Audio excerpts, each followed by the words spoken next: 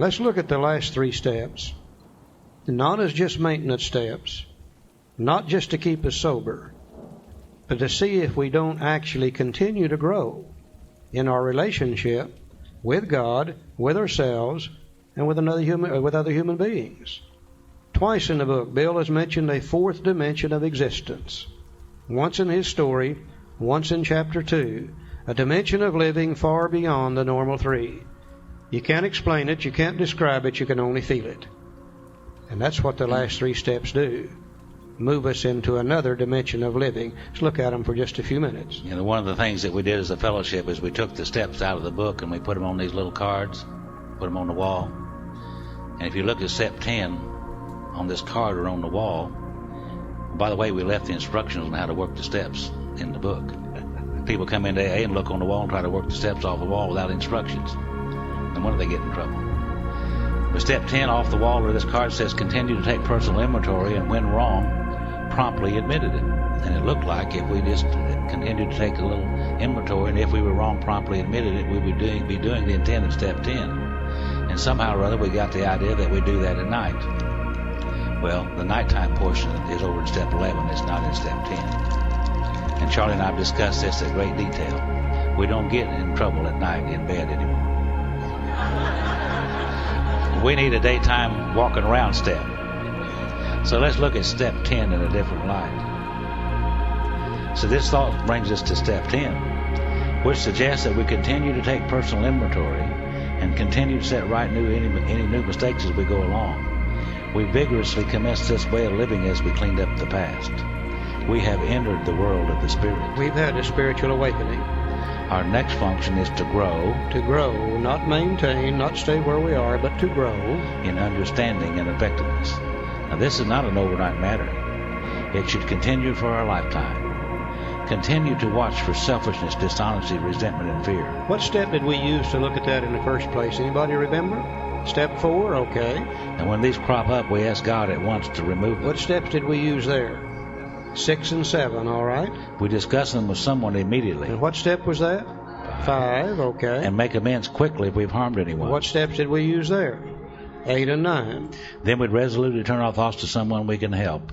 Love and tolerance of others is our code. It looks to me like if we follow the directions in the book, that we will be doing steps 4, 5, 6, 7, 8, and 9 every day on a daily basis for the rest of our lives. I would defy anybody in this room to do 4, 5, 6, 7, 8, and 9 on a daily basis and stay the way you are. You absolutely cannot do that.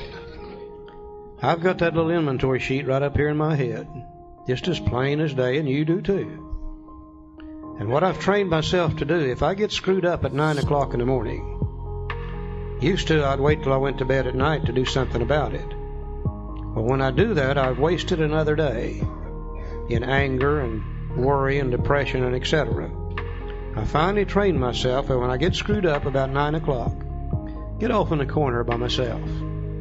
Say, okay, Charlie, who are you mad at? What did they do to you? What part of self is affected? What did you do, if anything, to set it in motion? Which character defect has come back to the surface? I can't get upset unless one of those old character defects has come back selfish, dishonest, self-seeking, frightened, or inconsiderate. I can spot it in just like that. I say, okay, God, you know I don't want to be this way. Please take this away from me, this selfishness or this dishonesty or whatever it is. I try to discuss it with someone immediately, preferably my sponsor. Sometimes I can, sometimes I can't, but I try to. Then I make amends quickly if I hurt anybody in this process. 10, 15, 20 minutes, it's all gone. The rest of the day is okay. I have wasted all the time that I want to waste in resentments and fear and anger and worry and depression and etc. I don't have to do that anymore. My God, I love to feel good. I just don't want to waste any more time. What little I've got left and that other kind of jazz, I've got a tool here that works every time. And as you continue to take personal inventory, as you continue to look and see who you're mad at and etc. and etc. and etc., you're going to learn more about yourself. As you ask God to take these things away, they become less and less. As you discuss them with another human being, preferably our sponsor, we know more about ourselves. As we make amends quickly, our relationship with the world and everybody in it becomes better and better. You can't do step 10 the way the book says and stay the way you are. You just can't. Your relationship with God, with yourself, and with your fellow man will become better and better and better and better.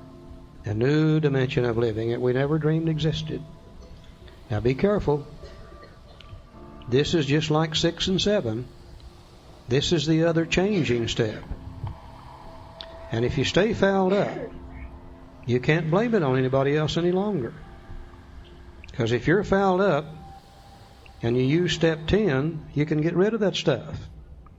But if you stay fouled up and stay angry and worried and depressed and selfish and dishonest, it's got to be because that's the way you want to be. I can't blame it on anybody or God or anything else any longer. And once in a great while, I like to be screwed up. There's times I like to be mad. Because when I'm mad, I can romp and stomp and raise hell with everybody around me all day long. And that gives me a comfortable feeling of superiority. And once in a while, I just love it. There's times I like to be afraid, because I can use that to rationalize and justify not doing what I should do, or just as importantly, doing something I shouldn't do. But when I do that anymore, I don't enjoy it like I used to. Somewhere about the middle of it, I catch myself. And I say, okay, idiot, you're doing it to yourself again. This thing really does work, and you'll continue to grow. Now, after step 10, you got another set of promises. Let's look at them for just a moment. It says, and we cease fighting anything or anyone, even alcohol, for by this time sanity will have returned. Remember, it said we came to believe that a power greater than ourselves would restore us to sanity? Well, we get our sanity back on step 84, on page 84, by the way. For by this time sanity will have returned. For we will seldom be interested in liquor. If tempted, we recoil from it as from a hot flame. We react sanely and normally, and we'll find that this has happened automatically. We can see that our new attitude toward liquor had been given us without any thought or effort on our part. It just comes. That's the miracle of it. We're not fighting it, neither are we avoiding temptation. We feel as though we have been placed in a position of neutrality, safe and protected. We've not even sworn off. Instead, the problem has been removed. It does not exist for us. We are neither cocky nor are we afraid. That is our experience. That is how we react, so long as we keep in fit spiritual condition. And again, remember way back on page 45, it said that the main object of this book was to enable me to find a power greater than myself, which would solve my problem. And somewhere between there and here, we have the first 9 steps or 10 steps to the program of Alcoholics Anonymous.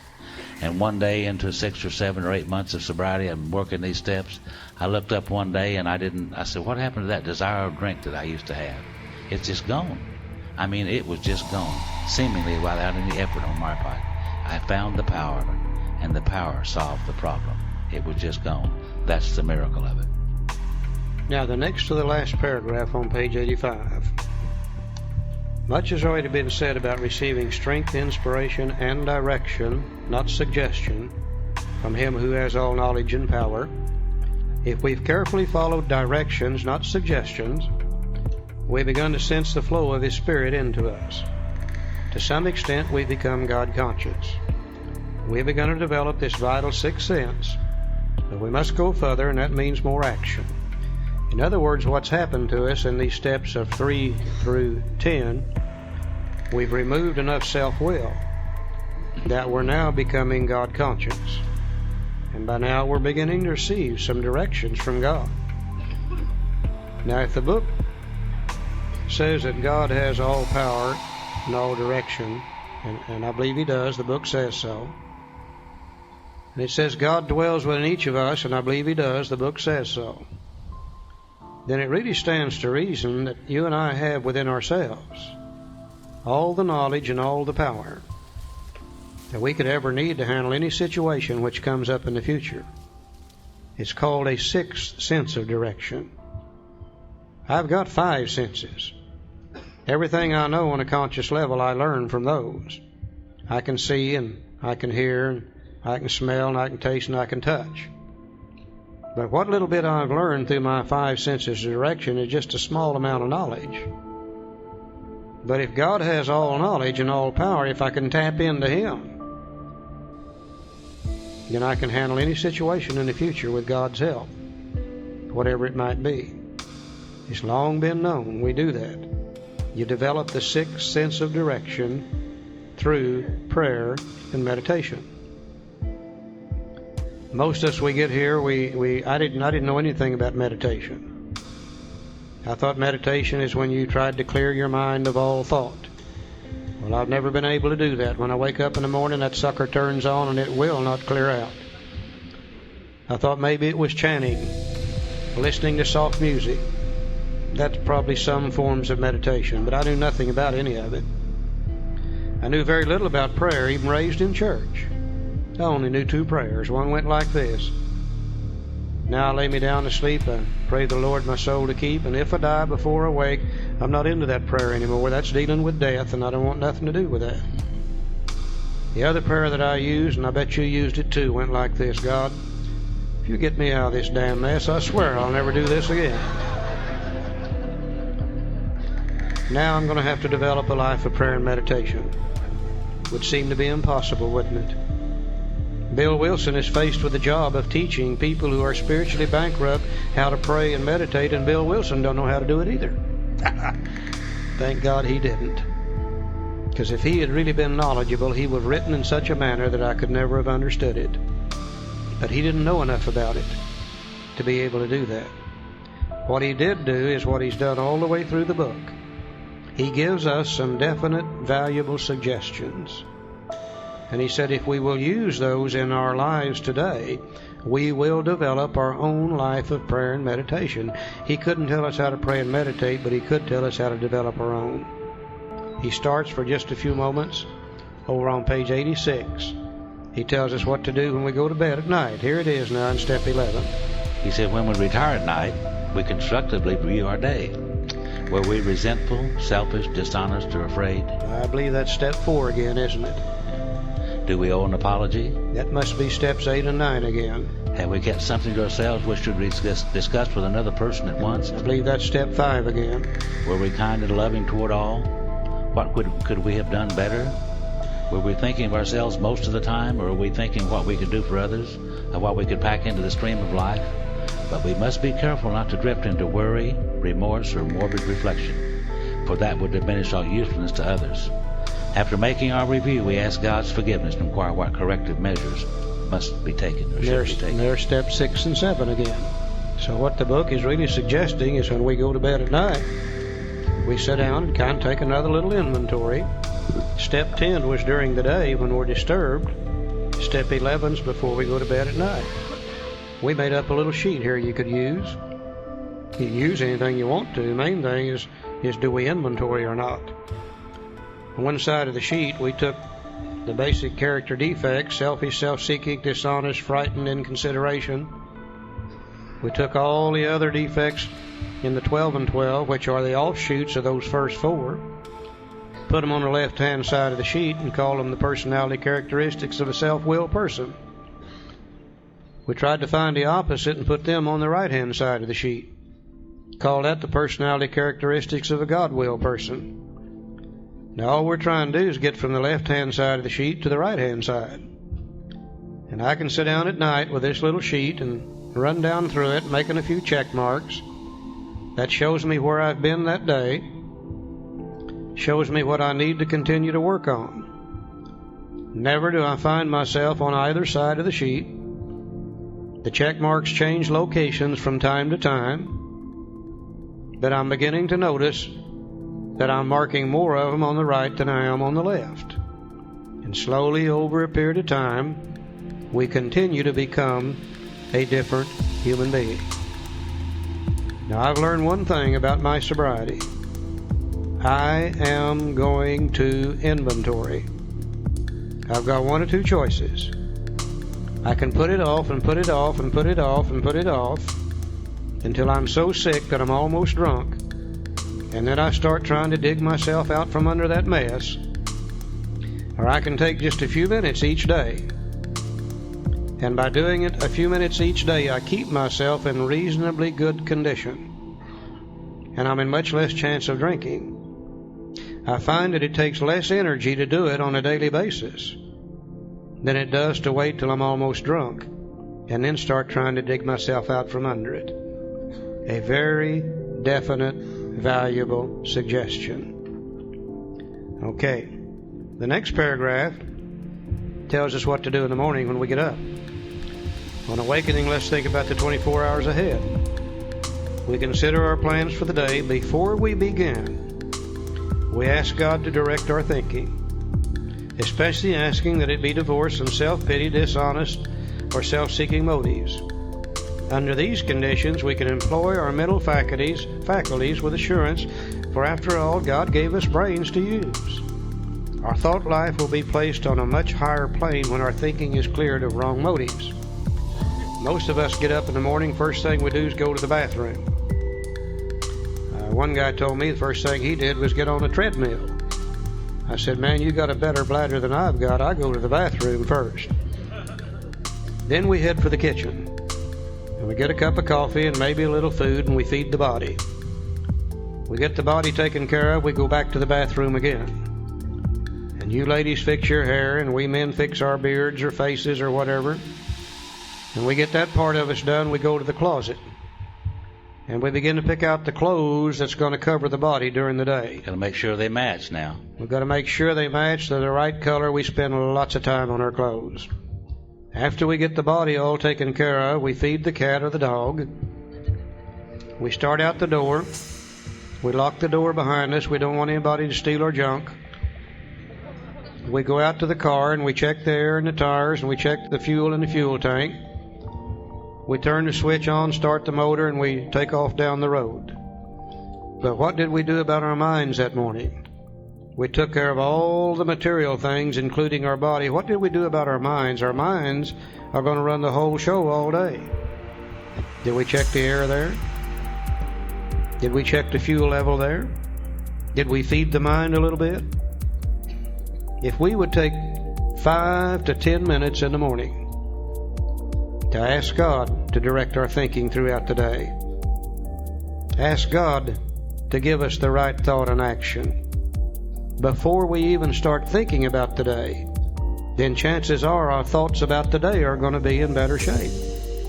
If we spend 5 minutes in the morning there, coupled with 5 minutes in the evening when we go to bed, there's no telling what we could do with our minds. If we spend as much time on our minds as we do on our bodies, my God, we could become anything, couldn't we? If you've spent 5 in the morning and 5 in the evening, you've still got 23 hours and 50 minutes to screw the thing up. It only takes a little bit of time. Very definite, valuable suggestion. In thinking about our day, we may face indecision. We may not be able to determine which course to take.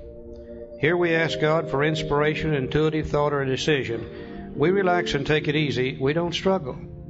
This is a form of meditation for busy people. We alcoholics don't have time to lay down on the floor and listen to soft music. We don't have time for chanting and all that stuff. We're busy people. Yeah. The book says when you face indecision, you can't decide what to do. Recognize you don't have the answer. Turn to God and ask God for the right thought or decision. Don't struggle, relax, and take it easy. I think what it means is get your mind off on something else. And the way I get my mind off on something else is I go start mowing the grass, painting the house, or washing the dishes. And quite often my mind goes back to that subject, and I've got information I didn't have before. It says, why don't you call Bill? Maybe he'll know. And I call Bill, and Bill's got the answer. I used to say, my, wasn't it lucky I called Bill? No. This is a form of tapping into the sixth sense of direction. And if you practice at it, it gets to where it becomes a common thing to do. It's amazing how this stuff works. Very simple suggestions. Page 87, first full paragraph down there toward the middle of the page, tells us how to pray. See, we usually conclude the period of meditation with a prayer that we be shown all through the day what our next step is to be, that we be given whatever we need to take care of such problems. We ask especially for freedom from self-will, and we're careful to make no requests for ourselves only. We may ask for ourselves, however, if others will be helped. We're careful never to pray for our own selfish ends. Many of us have wasted a lot of time doing that, and it doesn't work. You can easily see why.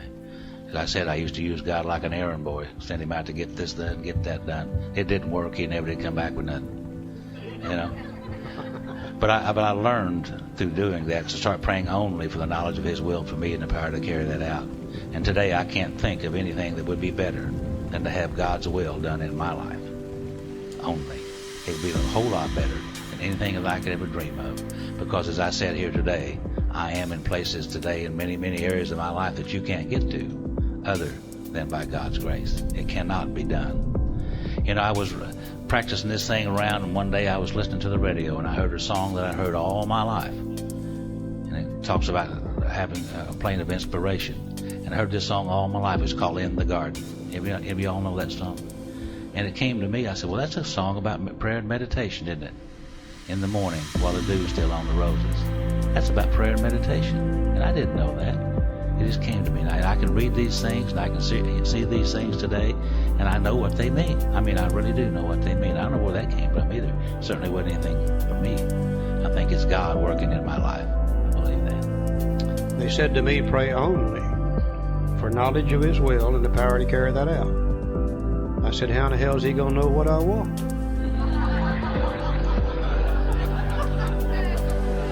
And they said, He don't care what you want. They said He's interested in what you need. And He knows more about what you need than you know yourself. And that's turned out to be exactly true. If I had written a list of things that I thought I needed when I first came to AA, if I'd have said, God, give me these things and I will be satisfied for the rest of my life, I would have cheated myself.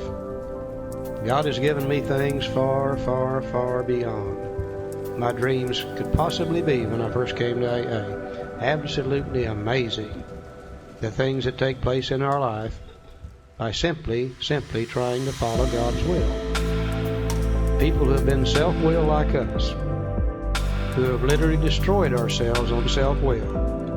We don't need to be telling God what we want. God knows what we need, and if we do His will, He's going to see that we get it. Who could ever dream years and years ago we could be sitting in this room today doing what we're doing? A week ago we were in Reykjavik, Iceland, a place I'd wanted to visit all my life. And by golly, I got to tour Iceland. Hell, I'm 69 years old now before I got to do it, but I finally got to do it. I couldn't have done that if I'd been drinking. A year or two ago I got to go through the channel under the English Channel. I read something in a magazine when I was a kid about 9 years old. It said sooner or later the English and the French would build that thing. I said then, if they ever build it, I'm going to go through it. Finally, I got to go through the channel and ride that damn channel train doing 200 miles an hour. Yeah, 60 years I dreamed that dream. Finally got to do it. Oh yeah, God knows what we need. He's not interested in what we want. Page 87. Said if our circumstance won't Go ahead, John. We ask our wives or friends to join us in morning meditation. About 15 years ago, we were sitting in my living room, my wife over there in her chair and me in mine, and I'm reading my prayer and meditation stuff, and she's reading her prayer and meditation stuff, and she looked over and said, Joe, would you, she said, honey, that's what she said. Yeah. And I said, I'm not ready for that this morning. She said, no, you old silly thing. She said, I want you to read this for me and tell me what it says. I said, well, I can do that. So I read that for her, and I told her what it said, and I told her a lot more than she wanted to know about it. And the next morning she said, would you read this and tell me what this says? And I did, and we discussed that a little bit. And that kind of set up a little deal in our house of praying together and sharing together. And we hadn't done that before. And I've heard all my life those people that pray together stay together. Joe, how long has it been since you and Phyllis have had a divorce? It's been 21 years. Yeah. And I'd have never thought about that. She'd come up with that. Yeah. Bottom of page 87. As we go through the day, we pause when agitated or doubtful and ask for the right thought or action. we constantly remind ourselves we're no longer running the show. Humbly saying to ourselves many times each day, "Thy will be done." We are then in much less danger of excitement, fear, anger, worry, self-pity, or foolish decisions. We become much more efficient. We do not tire so easily, for we're not burning up energy foolishly did when we were trying to arrange life to suit ourselves. It works. It really does. That's a full paragraph right there. We alcoholics are undisciplined, so we let God discipline us in the simple way we've just outlined. If you'll follow these definite and valuable suggestions on page 86, 87, you will develop your own life of prayer and meditation. You'll make your conscious contact. You'll be able to tap into that sixth sense of direction, and it's amazing the things that we can learn by doing that. Okay, we're going to talk now just a little bit about step 12, and then we'll be done. We don't want to go through this next chapter. We don't have the time, but I do want to look at 2 or 3 things in it very briefly. Let's go to page 92. Now, this is telling us how to work with other people, how to do our 12-step call, how to sponsor, and etc. The first paragraph says, tell him how baffled you were, how you finally learned that you were sick. Give him an account of the struggles you made to stop. Show him the mental twist which leads to the first drink of a spree. We suggest you do this as we've done it in the chapter on alcoholism. If he was alcoholic, he will understand you at once. See, this is what Silkworth told Bill to do. He will match your mental inconsistency with some of his own. If you're satisfied that he's a real alcoholic, begin to dwell on the hopeless feature of the malady. Show him from your own experience how the queer mental conditions surrounding that first drink prevents normal functioning of the willpower. In other words, we share our story, and we show him our allergy, our obsession of the mind, our hopeless condition of the mind and body, and if he's a real alcoholic, he'll match it immediately. We get his attention that way. We tell him exactly what's wrong with him. Page 93.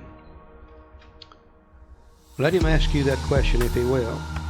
Tell him exactly what happened to you. Stress the spiritual feature freely. If the man be agnostic or atheist, make it emphatic. He does not have to agree with your conception of God. He can use any conception he likes, provided it makes sense to him. The main thing is that he be willing to believe in a power greater than himself, and that he live by spiritual principles. In sharing our story and telling him what happened, then we get the idea of the need for the spiritual experience across to him, after we got his attention by talking about the problem. Page 94. Outline the program of action, explaining how you made a self-appraisal, how you straighten out your past, and why you are now endeavoring to be helpful to him. Talk to him about the program of action, take him by the hand, and walk with him through the program of action. You see, it's suggesting here that we do the same thing the first 100 did. It's suggesting here we do the same thing the Big Book does. You see, the Big Book was the 12th step in print. They could not go call on that person individually. So the book had to tell him the problem, tell him the solution, show him the program of action. Now, it's just as valid today working with other alcoholics as it was in 1939. We need have no question about how to 12-step. We need have no question about how to sponsor. This chapter tells us exactly how to do it. And I said to my sponsor one time, I said, well, I'm afraid to work with another person. I'm afraid I'll hurt them. And he said, Charlie, you can't hurt them. He said, they're going to die from alcoholism anyhow. That there's no way you can hurt them, and you might help yourself. So if you're not working with others yet, for God's sake, start. The 12th step has 3 pieces in it, very briefly. The first part is the greatest promise in the book. Having had a spiritual awakening is the result of these steps. I think that promises to me that if I apply the first 11 steps in my life to the best of my ability, I will have a spiritual awakening. Now, what is a spiritual awakening? A personality change sufficient to recover from alcoholism. Bill tells us in the 12 and 12, there's many kinds of spiritual awakenings there are people in AA. but they've all got certain things in common. That is, that we're able to feel, believe, and do things we can never do before on our own strength unaided. I feel things I've never felt before. I feel love, patience, tolerance, compassion, and goodwill toward my fellow man. Before AA, I could have cared less about you. Oh yeah, you could have some, but I always got mine first. I don't feel that way anymore. I believe things I've never believed before. I believe God is a kind and a loving God. I believe He stands ready to help any human being anywhere in the world the instant they're ready to give up on self-will and turn to Him. When I came here, I thought He was hellfire and brimstone. I thought He was a God of justice. Thank God He's not a God of justice. If He was, I wouldn't be here today, would I? Some of you guys wouldn't be here either if He was. Surely, surely He's pure mercy, pure love. Believe that with all my heart. I can do things I never could do before. By golly, I can stay sober. I never could do that before. And because of the fact I'm sober, I'm allowed to do many, many, many, many things that I never dreamed that I could ever do.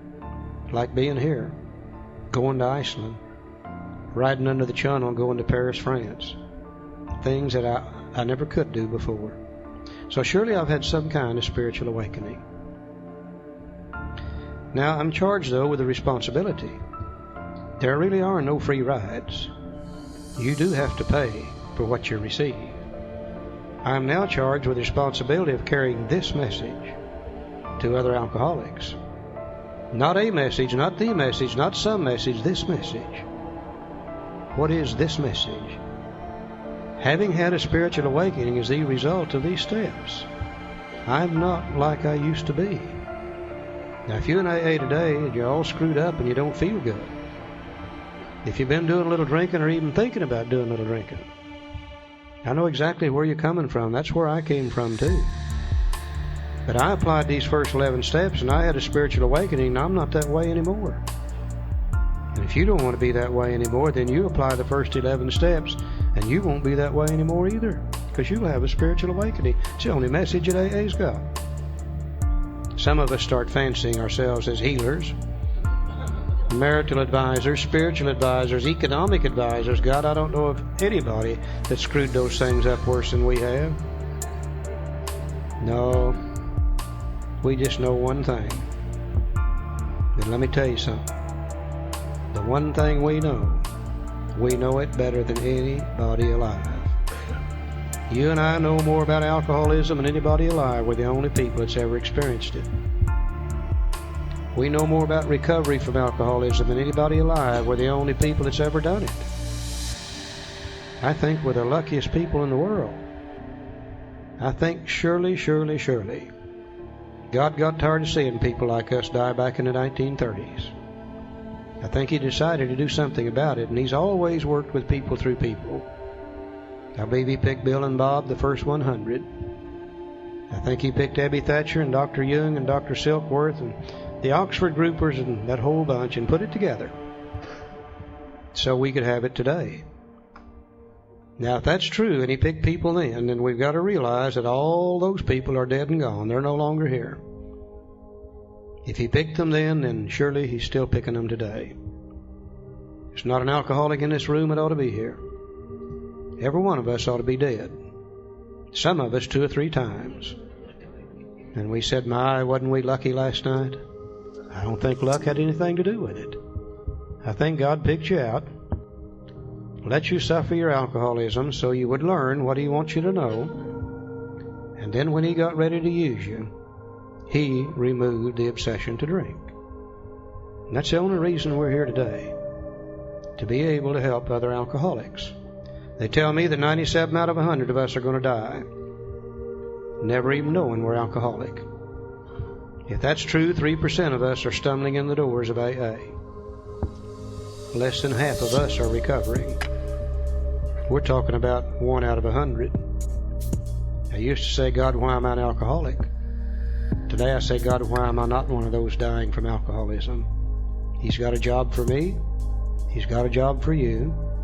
And it's only when you fit into God's plan for you that you really become happy.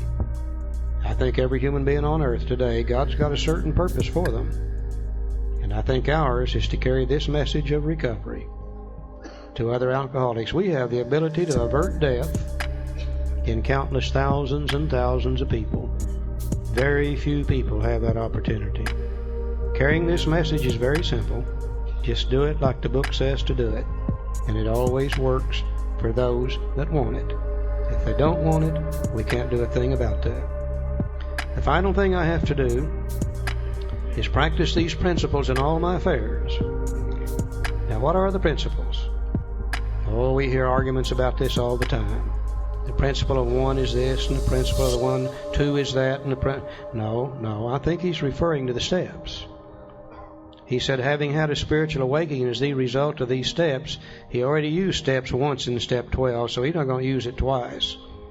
So this time he'll call them principles. Another place he calls them proposals. In the front of the 12 and 12, he says the 12 steps of Alcoholics Anonymous are a set of principles. He's referring to the steps. Now, it's easy for me to practice the 12 steps of Alcoholics Anonymous in AA. I love you. I hope you love me. And we're going to do our best not to hurt each other. But I'm only in AA at the most an average of an hour a day. What do I do the other 23 hours? Can I practice these principles, these steps in my home with my spouse? Can I realize just how powerless I really am with that lady? Can I realize the insanity of trying to control her knowing full well I can't? Can I make a decision and turn her will and her life over to the care of God as I understand it? Can I inventory me and find those defects of character that keep me trying to control? Can I talk about that to another human being? Can I become willing to have God remove and ask Him to do so and take those away? Can I make amends to her quickly when I've harmed her? Now, there's times I'm ashamed of me. There's times I treat absolute strangers on the street with more courtesy than I treat my own wife in my own home. Just think, if I could practice these principles there with her and she with me, why, we might pick up 10, 12 hours a day where we could be peaceful, happy, and free in our home. If we don't practice them, we don't stand a chance. We're at each other's throat continually. Can I practice them with my children? If I can do this with my children, what little time I have left with them is good times. If I don't, I try to control, they resist, we have no good times at all. I might pick up another hour, 2 or 3 a day there. Can I do it on the job with my co-workers? If I could do it on the job with my co-workers, well, I might be peaceful, happy, and free there for 8 or 9 or 10 hours a day. Aren't we really saying that we have a set of tools that if we practice them in all our affairs, we can be peaceful, happy, free, and serene 24 hours a day, 365 days a year if we wish to? My sponsor used to say, Charlie, you can be just as happy as you want to be. And I'd say, you old fart, you have no idea what you're talking about. Today I hear myself saying, you can be just as happy as you want to be. You got the tools to do it with. Now make no mistake, God is not going to do this for you. Other people are not going to do this for you. But you, with God's help and the help of other people, can do it for yourself. I think we're the luckiest people in the world. I really do. Joe? Where does all this stuff come from? Well, it comes from the best of medicine, psychology, and religion. And there's a story in that other book about this fellow. He was walking around practicing these principles and carrying this message. And one night he told the people there, he said, the things that I do, you can do also, and even greater. Well, a couple of guys heard this, and they went back to the little village. They had a sick friend there. They brought him to the meeting the next night. Now, I like to think they were alcoholics, because they went up on the roof and they chopped a hole in the roof. And they let the guy down in there. And he looked at that guy, and he looked up at them, and he said, well, it's by your faith that this man was healed. See, it was by the faith of the people in the Fellowship of Alcoholics Anonymous when I arrived that I was able to hang around till I could come to believe, so that I could come to take some decisions, so that I too could come to have faith. The Fellowship of Alcoholics Anonymous is extremely important to me. It was by their faith for me. Later on, he was in a little town called Cernan. And after the meeting that night, he was leading the meeting or speaking at the meeting. And after the meeting that night, they were standing around smoking cigarettes and drinking wine, I guess, or coffee or whatever they were doing. And they were talking. And they told him a fellow they had locked in a cave on the side of the hill. Now, this might have been the First Treatment Center. I don't know. And he said, I want to go up and talk to this guy. I said, no, you don't want to talk to this guy. This guy is full of resentments. He's full of fear. He's harmed a lot of people. We've got him chained to the wall up there so he won't harm himself or other people. You don't want to go up and talk to him. He said, yeah, I do. I said, what's his name? He said, his name is Legions, for he is many. Many defects of character, you see. So he went up there and talked to this guy for a little while and turned him loose. Cut loose of his resentment, cut loose of his fear, cut loose of his guilt, shame, remorse, and set him free. Now, he wrote a little step for us right here. Because the other people that he'd helped, those other 12 guys he'd helped, he took them with him. And Legion wanted to go with him. He said, can I go with you and do what you do? And he said, no, Legions. He said, I want you to stay here and tell people what happened to you. I think they call that pass it on, is what Bill Wilson said. Is Barbara in the room? Barbara, you here? Where are you, hon? Yeah, stand up. I want y'all to meet Barbara in case you haven't got to meet her. Okay. Yeah.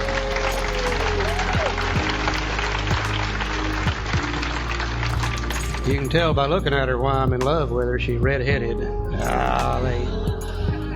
Okay, let's go to page 164. Said our book is meant to be suggestive only. We realize we know only a little. God will constantly disclose more to you and to us. Ask him in your morning meditation what you can do each day for the man who's still sick. The answers will come if your own house is in order. But obviously you cannot transmit something you haven't got. See to it that your relationship with him is right. That's the only relationship this book talks about, by the way. See to it that your relationship with him is right, and great events will come to pass for you and countless others. This is a great fact for us. Abandon yourself to God as you understand God. We did that in steps 1, 2, and 3. Admit your faults to him and to your fellows. We did that in 4, 5, 6, and 7. Clear away the wreckage of your past. We did that in 8 and 9. And give freely what you find and join us. We'll do that in 10, 11, and 12. And we shall be with you in the fellowship of the Spirit, and you will surely meet some of us as you trudge the road of happy destiny. May God bless you and keep you until then. We love you all. Thanks for letting us be here.